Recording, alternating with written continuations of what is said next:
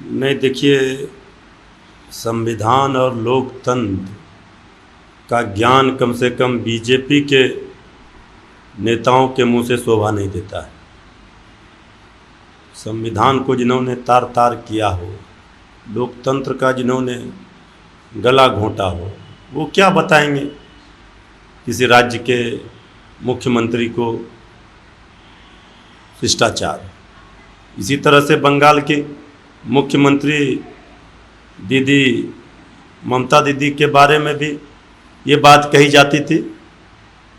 भाई, ये आदरणीय प्रधानमंत्री जी बीजेपी के कार्यक्रम में जा रहे हैं, बीजेपी की बैठकों में जा रहे हैं, तो ये शिष्टाचार कम से कम बीजेपी ना ज्ञान दे इस पर तो ज़्यादा बेहतर होगा। उद्धव ठाकरे जी के साथ तो असली शिवसेना उन्हीं के साथ है। ठीक है कि विधायकों का अपहरण करके गुवाहाटी लाया गया था।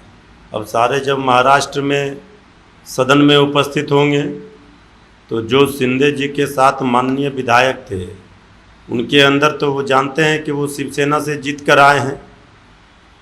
ये ठीक है कि आज उनके साथ हैं, छोड़कर चले गए, लेकिन अंतरात्मा की आवाज़ से, पुकार से अगर वो वोट करेंगे तो फिर विधानसभा अध्यक्ष जो अभी सरकार बनी है उनके लिए मुश्किल हो जाएगा चुनना।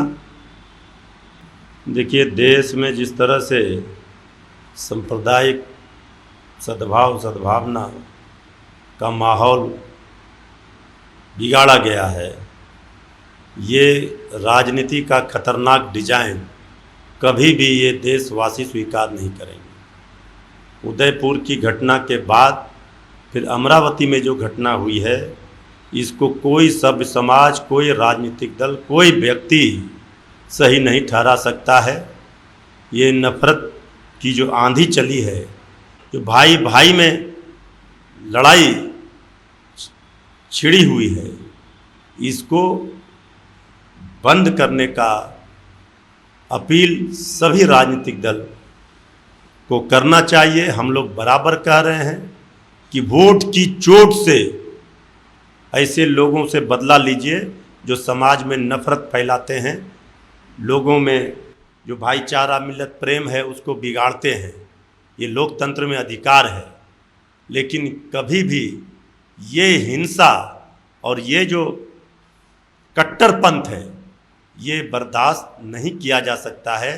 ऐसे करतूत करने वाले क्रूर लोगों पर कड़ी से कड़ी सजा होनी ही चाहिए। आदरणीय प्रधानमंत्री जी, आदरणीय गृह मंत्री जी और बीजेपी के शीर्ष नेतृत्व को देशवासियों से अपील करनी चाहिए, शांति, सद्भावना, सद्भाव, भाईचारे को बनाए रखने के लिए हम सभी राजनीतिक दल, सभी धर्मों में, ये हमारा देश धर्मनिरपेक्ष है, सभी धर्मों में आस्था और विश्वास रखता है। हिंदू, मुस्लिम, सिख, ईसाई हम सब हैं भाई भाई। ये मंत्र सबको याद रखना चाहिए। मनरेगा की योजना पर आदरणीय प्रधानमंत्री जी जो बात करते हैं कि मनरेगा योजना तो कांग्रेस का देन है, ये तो खास करके हमारी पार्टी आदरणीय स्वर्गीय रघुवंश बाबू जो अब नहीं रहे इस दुनिया में, मनरेगा मैन उनको कहा जाता। तो इसलिए राहुल गांधी जी ने बिल्कुल सही कहा है। आदरणीय प्रधानमंत्री जी मनरेगा पर जो बोल रहे हैं वो किसी को हजम नहीं हो रहा है। देखिए, कानून अपना काम करेगा। कानून के तहत जो लोग भी दोषी होंगे और इस तरह के मामले में पाए जाएंगे दोषी, उन पर कार्रवाई होनी चाहिए। लेकिन ये जांच में दूध का दूध और पानी का पानी होना चाहिए, क्योंकि सवाल पत्रकारिता क्षेत्र के ऊपर जो कलंक का टीका लगा है उससे जुड़ा है। इसलिए क्या है मामला, कोई भी हो, बड़ा से बड़ा व्यक्ति क्यों ना हो, अगर वो देश विरोधी काम में संलिप्त है या फिर सामाजिक जो ताना बाना है उसे बिगाड़ने में संलिप्त है, माहौल खराब करने, उस पर कानूनी कार्रवाई तो होनी ही चाहिए कानून के तहत।